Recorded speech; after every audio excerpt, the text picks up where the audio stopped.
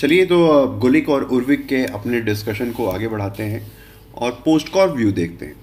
ठीक है, post Corp क्या है आगे धीरे धीरे समझ में आएगा। जैसे हमने जब फ्यूल के बारे में देखा था तो POCCC देखा था, तो सेम जिसमें planning, organising, commanding, controlling and coordinating ये सारी चीज़ें हैं, सेम उसी तरीके से पोस्ट कॉर्प है। एक एक्रोनिम है जिसमें अलग अलग चीज़ें हैं, वो हम एक बार देखेंगे। तो गुलिक और Urwick were heavily influenced by Taylor and Fayol. ठीक है, इसी वजह से इन सबको क्लासिकल थिंकर्स के कैटेगरी में रखा गया है। ठीक है, उनके हिसाब से 5 एलिमेंट्स थे, जैसे कि फेयोल ने 5 एलिमेंट दिए थे, planning, organising, commanding, coordinating and control. Same उसी तरीके से उन्होंने 7 एक्टिविटीज़ का नाम लिया, जिसमें प्लानिंग ऑलरेडी मैं बता चुका हूँ जब हम फ्यूल का डिस्कशन देख रहे थे, तो प्लानिंग फिर से डिस्कस करने की ज़रूरत नहीं है। बस प्लानिंग का मतलब है कि एबिलिटी टू फोरसी थिंग्स। ठीक है, कोई भी इवेंट होने से पहले अगर हम चीज़ों को एनालाइज कर लें कि क्या क्या होगा और एक रोड मैप तैयार कर लें, डेट इज़ कॉल्ड प्लानिंग। फिर दूसरा ऑर्गेनाइजिंग का मतलब है किसी भी काम को करने के लिए जितनी भी चीज़ों की ज़रूरत हो उसको मुहैया कराना। तो मैनेजर का काम है, बेसिकली ये सारे मैनेजर का काम है। मैनेजर का काम है प्लानिंग करना, मैनेजर का काम है ऑर्गेनाइज करना। किसी भी काम को करने के लिए, मान लीजिए कि चाय बनाना है, ठीक है, तो अगर वर्कर कोई चाय बना रहा है तो चाय बनाने के लिए जो भी चीज़ों की ज़रूरत पड़ेगी, चाहे उसमें गैस बर्नर की ज़रूरत हो, चाहे उसमें चाय की ज़रूरत हो, चीनी की ज़रूरत हो, चाय पत्ती की ज़रूरत हो, अदरक, जिस भी चीज़ की ज़रूरत हो, वो सारी चीज़ें वहाँ पर मौजूद होनी चाहिए। ये इंश्योर करने का काम मैनेजर का होता है। फिर अगला है स्टाफिंग। ठीक है, तो स्टाफिंग का मतलब है whole personal function of bringing in and training the staff and maintaining favorable conditions of work। Staffing का मतलब है कि right man for the right position.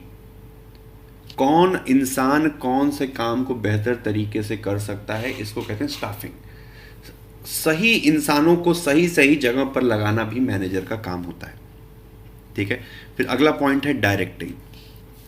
ठीक है, डायरेक्टिंग का मतलब है ऑर्डर्स और इंस्ट्रक्शंस देना। ठीक है, मैनेजर का काम है कि जितने भी उस ऑर्गेनाइजेशन में एम्प्लॉयज़ काम करते हैं उनके पास क्लियर ऑर्डर्स हों। ठीक है, ऑर्डर्स क्लियर होने चाहिए, उसमें कोई कंफ्यूजन नहीं होनी चाहिए। अगर मान लीजिए कि एक मैनेजर या कमांडर है, वो अपनी सेना को सर्जिकल स्ट्राइक के लिए भेज रहा है, तो वो क्लियर इंस्ट्रक्शन देगा, शूट टू किल। ठीक है, इसको कहते हैं क्लैरिटी। ऐसा नहीं है कि उसमें भाई पैर पे गोली मारनी है, नहीं, उनको पकड़ के जिंदा वापस ले आना है। मतलब ऐसा ना हो कि वहाँ पे आर्मी जाए सर्जिकल स्ट्राइक करने के लिए और आर्मी को पता ही नहीं है कि भाई क्या करना है, वहाँ पे टेरर ठिकानों पर हमला करना है या टेररिस्ट को पकड़ के इंडिया लेकर आना है या टेररिस्ट को मारना है। तो it is very important for a manager to give clear and concrete orders. There should not be any kind of ambiguity while giving orders to subordinate या while directing। ठीक है, अगला है कोऑर्डिनेटिंग। कोऑर्डिनेशन सिंपल है कि सारे, जैसे कि मैंने बताया था कि ऑर्गेनाइजेशन एक मशीनरी है, उसके सारे कलपुर्जे, ऑर्गेनाइजेशन एक कार की तरह है, या कार कह लीजिए या साइकिल की तरह कह लीजिए। ठीक है, ज़्यादा आसान होगा समझाना। तो ये एक साइकिल की तरह है जिसमें सारे कलपुर्जे जब तक सही तरीके से नहीं चलेंगे तब तक वो ऑर्गेनाइजेशन सही तरीके से नहीं चलेगी। तो सारे कलपुर्जे, अगला वाला टायर मान लीजिए कि इधर घूम रहा है, आगे की तरफ जा रहा है, और पिछला वाला टायर पीछे की तरफ जा रहा है, तो ये साइकिल कभी नहीं चलेगी। इसी को कहते हैं कोऑर्डिनेशन। सारी चीज़ें, सारे कलपुर्जे जब एक साथ कोऑर्डिनेट होकर चलते हैं, जब एक ऑर्गेनाइजेशन के सारे डिपार्टमेंट्स एक साथ कोऑर्डिनेशन के साथ चलते हैं, तो डेट इज़ और ये करने का जो जिम्मेदारी है वो मैनेजर की होती है। फिर नेक्स्ट है रिपोर्टिंग। ठीक है, रिपोर्टिंग बहुत इंपॉर्टेंट है। जो एग्जीक्यूटिव होगा, जो CEO, मान लीजिए CEO जो है, उसे सब कुछ पता होना चाहिए कि ऑर्गेनाइजेशन में क्या हो रहा है। दिस इज कॉल्ड रिपोर्टिंग, कि कौन सी चीज़ क्या हो रही है। जैसे कि मान लीजिए कि प्राइम मिनिस्टर है, प्राइम मिनिस्टर के अंदर अलग अलग मिनिस्टर्स हैं, मिनिस्टर 1, 2 और 3। तो ये सारी चीज़ें प्राइम मिनिस्टर को पता होनी चाहिए कि भाई कौन सी मिनिस्ट्री क्या कर रही है, ठीक है। दिस इज कॉल्ड रिपोर्टिंग, ठीक है। जो भी फंक्शन, जो भी मिनिस्ट्रीज काम करें उसका प्रॉपर रिकॉर्ड रखना, रिसर्च करना, उसका इंस्पेक्शन करना, ये सारी चीज़ें रिपोर्टिंग के अंतर्गत आती है। फिर नेक्स्ट स्टेप है बजटिंग, ठीक है। मैनेजर का काम है बजट प्रोवाइड करना, ठीक है। मान लीजिए कि कोई ऑर्गेनाइजेशन है, अब वो ऑर्गेनाइजेशन सपोज कंस्ट्रक्शन के क्षेत्र में मान लीजिए कि ऑर्गेनाइजेशन काम करने वाली है, सिंपल एग्जांपल। तो कंस्ट्रक्शन के क्षेत्र में काम करना है, लेकिन अभी मान लीजिए कि जेसीबी मशीन नहीं खरीदी गई है, तो जेसीबी मशीन जब तक नहीं आएगी तब तक काम आगे नहीं बढ़ेगा। तो इसकी वजह से मैनेजर का काम होता है बजट प्रोवाइड करना। उस डिपार्टमेंट के जितने भी डिपार्टमेंट्स हैं उनके पास प्रॉपर बजट होना चाहिए, ताकि जो भी उनको गोल दिया गया है, जो भी उनको डायरेक्शन दिया गया है, उसको फुलफिल कर सकें। तो इन सबको मिला के बनता है P, planning, organising, staffing, directing, coordinating. C O से कोऑर्डिनेटिंग है, ठीक है। कोऑर्डिनेटिंग, रिपोर्टिंग एंड बजटिंग, ये हो गया अपना पोस्ट कॉर्पी। अब बात आती है, अगला पॉइंट गुलीक और उर्विक कहते हैं डिपार्टमेंटलाइजेशन के ऊपर, ठीक है। डिपार्टमेंटलाइजेशन मतलब क्या होता है? जैसे कि मान लीजिए एक मिनिस्ट्री है, तो मिनिस्ट्री के अंदर बहुत सारे डिपार्टमेंट्स होते हैं, ठीक है। मिनिस्ट्री के अंदर बहुत सारे डिपार्टमेंट होते हैं, आपको पता होगा ये चीज़।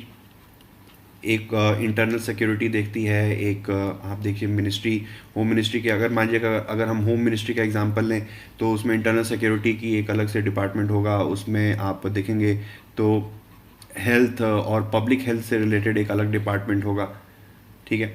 उसके अलावा एक डिपार्टमेंट अलग से होगा जो स्टेट्स के साथ कोऑर्डिनेट करने के लिए होगा। तो ये अलग अलग डिपार्टमेंट्स हैं। तो डिपार्टमेंट्स का, और ये क्यों बनाए जाते हैं डिपार्टमेंट? ताकि स्पेशलाइजेशन हो। डिपार्टमेंट का मतलब होता है स्पेशलाइजेशन। अब ये वाला जो डिपार्टमेंट है, इस डिपार्टमेंट में काम करने वाले जितने भी लोग हैं उनका स्पेशलाइजेशन है इंटरनल सिक्योरिटी को हैंडल करना। तो one of the most important reason for creation of department is specialisation, ठीक है। आप अक्सर किसी अगर दूसरे ऑर्गेनाइजेशन की बात करें, ठीक है, तो जैसे ऑर्गेनाइजेशन में भी जैसे हमने फ्यूल के बारे में देखा था, तो उसमें अलग अलग डिपार्टमेंट्स की बात फ्यूल कहते हैं। फ्यूल कहते हैं कि एक अकाउंट्स डिपार्टमेंट होता है, एक फाइनेंस डिपार्टमेंट होता है, कॉमर्स डिपार्टमेंट्स होता है। तो ये डिपार्टमेंट्स क्यों बनाए जाते हैं? ताकि स्पेशलाइजेशन हो सके। अकाउंट्स वाला सिर्फ अकाउंट का काम देखेगा, फाइनेंस वाला सिर्फ फाइनेंस का काम देखेगा, सिक्योरिटी वाला सिर्फ सिक्योरिटी का काम देखेगा। खैर, तो गुलीक और उर्विक कहते हैं कि डिपार्टमेंट्स को बनाने के लिए 4 पीस की बात करते हैं कि इन बेसिस पे डिपार्टमेंट्स बनाए जा सकते हैं। अब 4 पीस का मतलब है प्लेस, पर्पस, प्रोसेस और पर्सन, ठीक है। Sorry, place. कई बार आपने देखा होगा कि मिनिस्ट्री ऑफ नॉर्थ ईस्ट, ठीक है, नॉर्थ ईस्ट के डेवलपमेंट के लिए एक अलग से डिपार्टमेंट बना दिया जाता है, ठीक है। होम मिनिस्ट्री के अंदर ही आप देखेंगे कि नॉर्थ ईस्ट डिवीजन होगा। होम मिनिस्ट्री के अंदर ही एक नॉर्थ ईस्ट डिवीजन होगा जो नॉर्थ ईस्ट के डेवलपमेंट या नॉर्थ ईस्ट के बारे में के कामकाज को देखेगा। इसको कहते हैं प्लेस। ये नॉर्थ ईस्ट वाला जो बनाया गया है उसको प्लेस के बेसिस पे ये डिपार्टमेंट क्रिएट किया गया है। रीजनल जो ऑफिसेज बनाए जाते हैं, ठीक है, रीजनल जो ऑफिसेज बनाए जाते हैं, इसका वो जगह को ध्यान में रखते हुए उस डिपार्टमेंट को बनाया जाता है। कुछ और एग्जांपल अगर मैं देना चाहूँ तो जैसे मिलिट्री है, तो मिलिट्री के नॉर्थ ईस्ट कमांड का एक डिपार्टमेंट होगा। फिर आप साउथ में एक अलग से डिपार्टमेंट होगा जो वहाँ पे साउथ के सिक्योरिटीज़ को देखने का काम करेगा। तो दिस इज़ कॉल्ड प्लेस। फिर पर्पस भी एक बेसिस है डिपार्टमेंट क्रिएट करने का। जैसे कि मैंने बताया था, फाइनेंस डिपार्टमेंट है जो फाइनेंस देखता है, ये पर्पस है। पर्पस को सॉल्व करने के लिए जब हम डिपार्टमेंट बनाते हैं तो वो है उस फैक्टर को, पर्पस वाले फैक्टर को ध्यान में रखते हुए। सेम उसी तरीके से प्रोसेस है, सेम उसी तरीके से पर्सन है। पर्सन का एग्जांपल ले सकते हैं कि जैसे विमेन, अगर जिस भी क्लाइंटेल को हमें सर्व करना है उस क्लाइंटेल के लिए स्पेसिफिकली हम कोई डिपार्टमेंट बना दें, ठीक है। तो मान लीजिए कि मिनिस्ट्री ऑफ हेल्थ है, तो उसमें हम हो सकता है कि विमेन के लिए, विमेन एंड चिल्ड्रन के लिए अलग से डिपार्टमेंट बना दें, उसमें एल्डरली लोगों के लिए अलग से डिपार्टमेंट बना दें। तो इस डिपार्टमेंट का काम होगा सिर्फ एल्डरली लोगों की हेल्थ के ऊपर ध्यान देना। इस डिपार्टमेंट का मतलब होगा कि विमेन और चिल्ड्रन की हेल्थ पे ध्यान देना। और एक और हम जनरल डिपार्टमेंट भी बना सकते हैं जिसका काम होगा कि बाकी जो लोग बचते हैं उनकी हेल्थ का ध्यान रखना। तो ये हो गया पर्सन के बेसिस पे। पर्सन के बेसिस पे हम जो डिपार्टमेंट्स बनाते हैं that is called person, basis of person. ठीक है। तो गुलिक और उर्विक का कहना है, गुलिक कहते हैं कि इन चारों में से 1P is needed for establishing a department, जिसको बाद में बहुत सारे थिंकर्स ने क्रिटिसाइज भी किया है। बहुत सारे थिंकर्स ने ये कहा है कि कोई ज़रूरी नहीं है कि कोई भी डिपार्टमेंट बनाने के लिए एक ही पी की ज़रूरत हो। ठीक है। कई बार होता है कि हम रीजनल ऑफिस भी बनाते हैं, रीजनल ऑफिस या regional department to serve women and children. तो आप देखिए कि यहाँ पे पर्सन भी है बेसिस डिपार्टमेंट बनाने का, और चूंकि ये रीजनल ऑफिस है तो प्लेस भी है। तो कोई ज़रूरी नहीं है कि एक ही पी बेसिस हो डिपार्टमेंट बनाने का, जैसा कि गुलिक ने कहा था। बाकी के थिंकर्स ने ये कहा है कि ज़रूरी नहीं है कि एक ही पी के वजह से ही डिपार्टमेंट बनाया जाए। कई बार हो सकता है कि एक से ज़्यादा जो फैक्टर्स हैं, एक से ज़्यादा जो हो सकता है कि उसमें प्लेस, पर्पस, प्रोसेस और पर्सन सबका मिक्स हो। तो ये असर्शन करना, ये कहना गुलिक का कि basis of establishing a department can only be 1P। ठीक है, गेटिंग इट। चलिए फिर गुलिक और उर्विक ने कोऑर्डिनेशन, ऑर्गेनाइजेशन में कोऑर्डिनेशन स्थापित करने के लिए, in order to ensure coordination in organisation, उन्होंने 3 बेसिस दिए: coordination through hierarchy, coordination through ideas and coordination through committees. ठीक है, कि हम कैसे किसी भी ऑर्गेनाइजेशन में किस तरीके से हम हार्मनी, कोऑर्डिनेशन का मतलब पर्पस क्या है, ऑर्गेनाइजेशन में हार्मनी को एस्टैब्लिश करना और कॉन्फ्लिक्ट को रिड्यूस करना। ठीक है। तो ये गुलिक और उर्विक का कहना था कि अगर हमें ऑर्गेनाइजेशन में हार्मनी एस्टैब्लिश करनी है और कॉन्फ्लिक्ट को रिड्यूस करना है तो 3 तरीके से किया जा सकता है। एक हो गया कोऑर्डिनेशन थ्रू हायरार्की, दूसरा है कोऑर्डिनेशन थ्रू आइडियाज एंड तीसरा है कोऑर्डिनेशन थ्रू कमिटी। तो हायरार्की एक एग्जांपल देते हैं। कोऑर्डिनेशन, जैसे कि मान लीजिए कि प्राइम मिनिस्टर है और बाकी की मिनिस्ट्रीज हैं। ठीक है, बाकी की मिनिस्ट्रीज हैं, तो 1, 2 और 3। तो यहाँ पे प्राइम मिनिस्टर अपनी हायरार्की का इस्तेमाल करते हुए इन मिनिस्ट्रीज़ के बीच में कोऑर्डिनेशन स्थापित कर सकता है। जैसा कि मैंने पिछले एग्जांपल में बताया था कि मान लीजिए कि एक रेलवे की पटरी बनानी है, लेकिन बीच में एक हाईवे आ जाता है। ठीक है, तो अब ये वाला जो हाईवे वाला प्रोजेक्ट है वो मिनिस्ट्री ऑफ ट्रांसपोर्ट के अंदर आएगा, ये वाला मिनिस्ट्री ऑफ रेलवे के अंदर आएगा, ये मिनिस्ट्री ऑफ ट्रांसपोर्ट के अंदर आएगा। तो इनके बीच में अब मान लीजिए कि हो सकता है कि मिनिस्ट्री ऑफ ट्रांसपोर्ट अप्रूवल ही नहीं दे रहा कि यहाँ पे आप अंडरपास बना सकें या ओवर ब्रिज बना के आप रेलवे को क्रॉस कर सकें। तो होगा क्या कि यहाँ पे कोऑर्डिनेशन स्थापित करने के लिए फिर प्राइम मिनिस्टर के ऑफिस को या प्राइम मिनिस्टर को इंटरवीन करना पड़ेगा। ठीक है, वहाँ पर इंटरवीन करके वो कोऑर्डिनेशन स्थापित कर सकता है अलग अलग मिनिस्ट्रीज़ में। एक होता है coordination through ideas. Coordination through ideas का मतलब है कि अगर हम पहले से ही पॉलिसी बना दें, एक ऑब्जेक्टिव पॉलिसी बना दें, तो हम कॉन्फ्लिक्ट को ख़त्म कर सकते हैं। ठीक है, मतलब कि अगर मान लीजिए कि पॉलिसी अगर क्लियर कट पॉलिसी है, ठीक है, सरकार की पॉलिसी है कि कभी भी अगर रेलवे इस तरीके का काम हो रहा है, ठीक है, और बीच में अगर हाईवे कोई आता है, तो पहले से ही पॉलिसी में दिया गया है कि रेलवे को पूरी फ्रीडम है कि वो उस हाईवे को बिना रोके हुए अंडरपास बना के, बिना उस हाईवे को डैमेज करते हुए अंडरपास बनाकर गुजर सकती है। उसके लिए उसे मिनिस्ट्री ऑफ ट्रांसपोर्ट या मिनिस्ट्री ऑफ जो हाईवे अथॉरिटी है उससे परमिशन लेने की आवश्यकता नहीं है। तो अब ये क्लियर कट पॉलिसी है। तो अब चूंकि पॉलिसी जब क्लियर कट हो गई, तो अब इनके बीच में मिनिस्ट्री ऑफ रेलवे और मिनिस्ट्री ऑफ जो ट्रांसपोर्ट मिनिस्ट्री है, उनके बीच में जो कॉन्फ्लिक्ट होने की स्थिति है वो ख़त्म हो गई। ठीक है, तो इसको कहते हैं कोऑर्डिनेशन थ्रू आइडियाज़। फिर एक हो गया कमिटी। ठीक है, कि अगर मान लीजिए कि हम एक कमिटी बना दें जिसमें कुछ मेंबर्स आपके मिनिस्ट्री ऑफ रेलवे से हों और उसमें कुछ मेंबर्स जो हैं आप मिनिस्ट्री ऑफ ट्रांसपोर्ट से हों, तो यहाँ पर हम उन दोनों को मिक्स करके एक कमेटी बना दें और कोई भी इस तरीके की अगर संभावना है, अगर इस तरीके से अगर रेलवे और हाईवे के बीच में अगर कोई कॉन्फ्लिक्ट की सिचुएशन आती है तो उसके ऊपर डिसीजन लेने की जो पावर होगी वो कमेटी के पास होगी। वो कमेटी ही डिसाइड कर लेगी क्योंकि उस कमेटी में दोनों ही मिनिस्ट्रीज के मेंबर बैठे हुए हैं। ठीक है, तो इसको कहते हैं coordination through committee.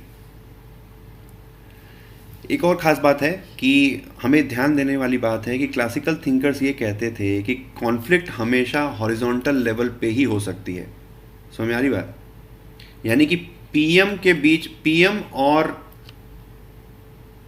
Ministry of finance के बीच में कभी भी कॉन्फ्लिक्ट नहीं होगा क्योंकि पीएम ऊपर है। ठीक है, पीएम यहाँ पर ऊपर है। अगर हम पीएम की बात करें, पीएम और दूसरे मिनिस्टर्स के बीच में कॉन्फ्लिक्ट नहीं होगा। कॉन्फ्लिक्ट हमेशा मिनिस्ट्री ऑफ फाइनेंस और दूसरी मिनिस्ट्री, हो सकता है कि दूसरी मिनिस्ट्री ऑफ डिफेंस के बीच में ही कॉन्फ्लिक्ट होगा। ऐसा क्लासिकल थिंकर्स का मानना है कि कॉन्फ्लिक्ट हमेशा बराबर के लोगों के बीच में होती है, सुपीरियर और सबॉर्डिनेट के बीच में कॉन्फ्लिक्ट की सिचुएशन नहीं होगी, क्योंकि क्लासिकल थिंकर्स का मानना था कि जो सीनियर है उसकी ही बात मानी जाएगी।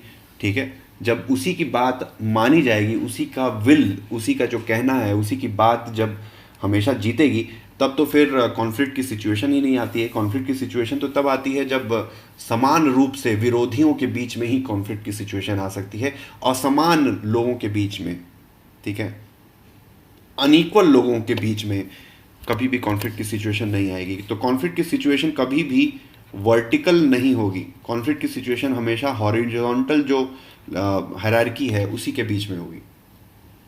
ठीक है, ये क्लासिकल थिंकर्स का मानना था, याद रहेगा। चलिए आगे चलते हैं। फिर अगली बात कही थी उन्होंने डिसेंट्रलाइजेशन की। गुलिक और उर्विक ने, जैसा कि मैंने अभी पिछले लेक्चर में बताया था, कि बाकी के क्लासिकल थिंकर्स ने सेंट्रलाइजेशन की बात कही थी, लेकिन गुलिक एंड उर्विक जो थिंकर्स हैं, भले ही ये क्लासिकल थिंकर्स हैं, but they talked about decentralisation. ठीक है, उनका कहना, they believed in principle of subsidiarity. अब ये प्रिंसिपल ऑफ सब्सिडारिटी क्या है, इसको मैं समझाता हूं। प्रिंसिपल ऑफ सब्सिडारिटी ये कहता है, ध्यान से सुनिएगा, कि जो काम, ठीक है, इस लेवल पे बेहतर तरीके से परफॉर्म किया जा सकता है, उसको इसी लेवल पे परफॉर्म किया जाना चाहिए, और जो काम उसके लोअर लेवल पे परफॉर्म किया जा सकता है उसको उसी लेवल पे परफॉर्म करना चाहिए। ठीक है, कोई भी काम को अननेसेसरीली डिसेंट्रलाइज भी नहीं करना चाहिए, ठीक है, डेलीगेट भी नहीं करना चाहिए, और किसी काम को अननेसेसरली सेंट्रलाइज भी नहीं करना चाहिए। यानी कि काम के हिसाब से ये डिसाइड करना चाहिए कि whether we have to decentralised an organisation और whether we have to keep it centralised. ठीक है, ये इंपॉर्टेंट है, प्रिंसिपल ऑफ सब्सिडारिटी। अगर आप सेकंड एआरसी की रिपोर्ट्स पढ़ेंगे तो उसमें भी प्रिंसिपल ऑफ सब्सिडारिटी की बात कही गई है। ठीक है, प्रिंसिपल ऑफ सब्सिडारिटी ये नहीं कहता है कि काम को हमें जैसे एक तो ये होता है कि हमेशा हमें डिसेंट्रलाइज अप्रोच रखना चाहिए।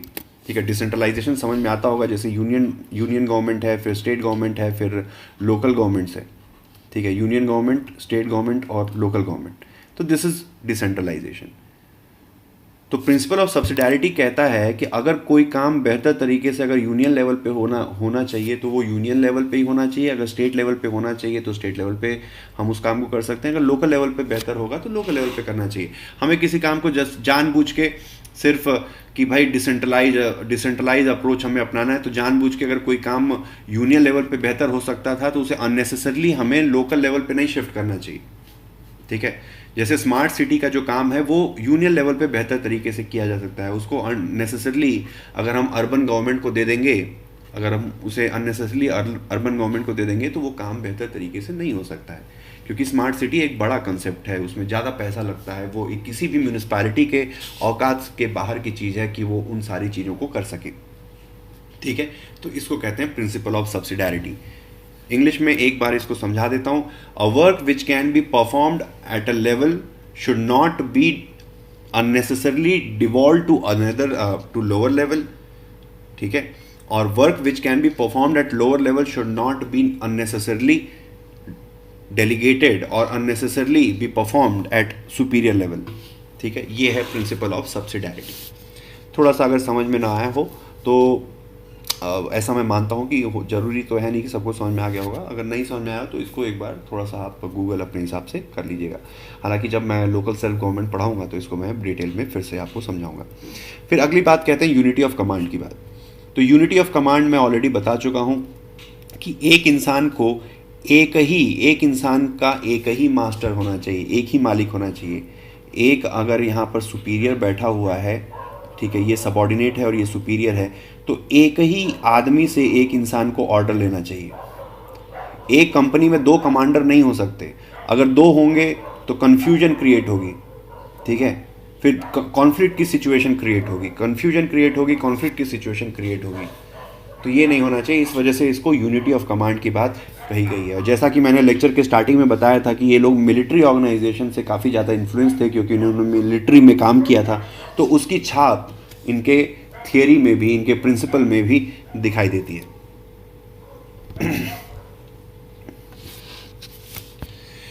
गुलिक और उर्विक कहते हैं workman subjected to order from more than one superior will be confused, inefficient and irresponsible. A workman subjected to order from but one superior may be methodical, efficient and responsible. तो जो एक आदमी से order लेगा वो methodical तरीके से, efficient तरीके से और जिम्मेदार तरीके से काम करेगा। जो कई सारे लोगों से लेगा ऑर्डर वो कंफ्यूज, इनएफिशिएंट और इररिस्पॉन्सिबल तरीके से काम करेगा। ऐसा यूनिटी ऑफ कमांड का प्रिंसिपल कहता है। ठीक है, अगला है डेलीगेशन। डेलीगेशन का मतलब है a manager should focus on important functions and rest of the work should be delegated to lower level. इसका मतलब क्या है कि डेलीगेशन मतलब समझ में आता है आप, डिसेंट्रलाइजेशन और डेलीगेशन। चलिए इसके ऊपर मैं एक अलग से लेक्चर बना दूंगा। डेलीगेशन का मतलब है कि अगर मान लीजिए कि डिस्ट्रिक्ट कलेक्टर जैसे है, ठीक है, डीएम जैसे है, ठीक है, इसको डीएम अगर है तो डीएम कुछ काम को एसडीएम को डेलीगेट करता है, ठीक है, क्योंकि वो सारे काम तो कर नहीं सकता। अगर जिला बड़ा है तो एक ज़िले में एक से ज़्यादा एसडीएम भी होंगे, तो बहुत सारे काम जो डीएम है वो एसडीएम को डेलीगेट कर देता है। ठीक है, तो गुलिक और उर्विक कहते हैं कि जो सबसे इम्पॉर्टेंट काम है वही जो चीफ बैठा हुआ है, जो सुपीरियर ऑफिसर बैठा हुआ है, जो सबसे इम्पॉर्टेंट काम है वही चीफ को करना चाहिए, और बाकी जो रूटीन काम है उसको लोअर लेवल पे दे दिया जाना चाहिए। यानी कि जो इम्पोर्टेंट काम होगा वो डीएम करेगा, और जो ऐसे रूटीन काम डीएम को लगते हैं कि भाई इतना काम, इतना वर्कलोड मैं नहीं कर सकता, तो वो उस वर्कलोड को, जो थोड़े से सिंपल काम है, वो अपने सबऑर्डिनेट्स यानी कि एसडीएम को डेलीगेट कर सकता है। ठीक है, इतना समझ में आ गया। चलिए आगे चलते हैं। ये एक लाइन स्टाफ एजेंसी एक बड़ा टॉपिक है, तो इसको एक काम करते हैं, इसको अगले लेक्चर में कवर करते हैं। आज के लेक्चर में इतना ही, और नेक्स्ट लेक्चर में हम लाइन स्टाफ एजेंसी और बाकी चीज़ों के बारे में समझेंगे। तब तक के लिए